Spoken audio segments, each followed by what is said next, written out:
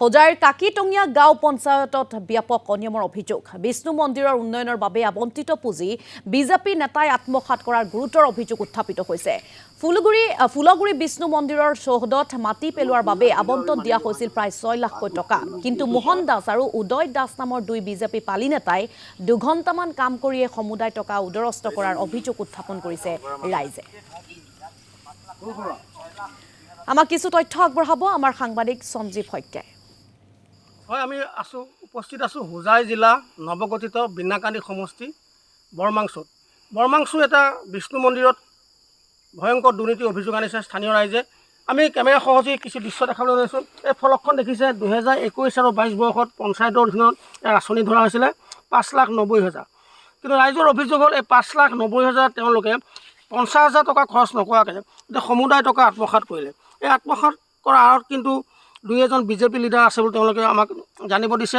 আৰু এই আঁচনিখন কিন্তু আবণ্টন কৰিবলৈ বা ৰূপায়ণ কৰিবলৈ বা TS নামৰ এটা শব্দ ব্যৱহাৰ কৰি কিন্তু পঞ্চায়ত প্ৰেচিডেণ্টজনে কিন্তু 12,000 টকা লৈ গৈছে বুলি অভিযোগ কৰিছে। কি ক'ব খৰা?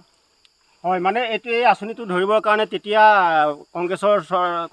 বিজেপি চৰকাৰে আছিলে। কংগ্ৰেছৰ আমাৰ পঞ্চায়তখন কাকিটঙীয়া পঞ্চায়তৰ প্ৰেচিডেণ্ট আছিলে শিৱ হাজৰিকাই আমাক ক'লে যে আপোনালোকৰ মন্দিৰটোৰ কাৰণে আমি ফিল্ড ডেভেলপমেণ্টৰ এটা কাম ধৰি দিম, মন্দিৰটো কাম কৰিব পাৰিব আপোনালোকে, ফিল্ডখনো হ'ব, গতিকে আমাক TS এটা দিব লাগিব।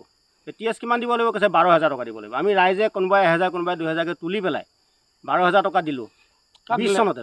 শিৱ হাজৰিকাক 20 চনতে দিছোঁ আমি টকাটো। তাৰপিছত তেওঁলোকে এই আঁচনিটো ধৰি পেলাই কিন্তু কাম নকৰাকৈ পঞ্চায়তটো গুচি গ'ল।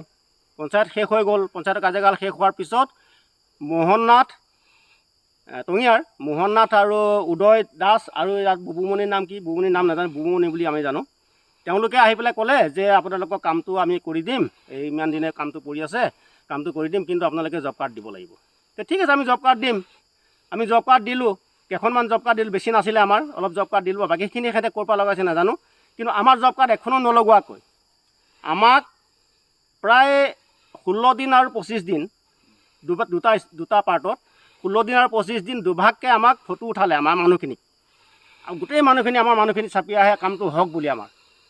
তাৰপিছত আহি দুদিনৰ পিছত 1 ঘণ্টামানৰ কাৰণে JCB এখন আনি দেখালে, ইয়াত দেখুৱাই পেলাই আকৰি বাকৰি থৈ গুচি যোৱাৰ পিছত একো কাম নাই এতিয়ালৈকে।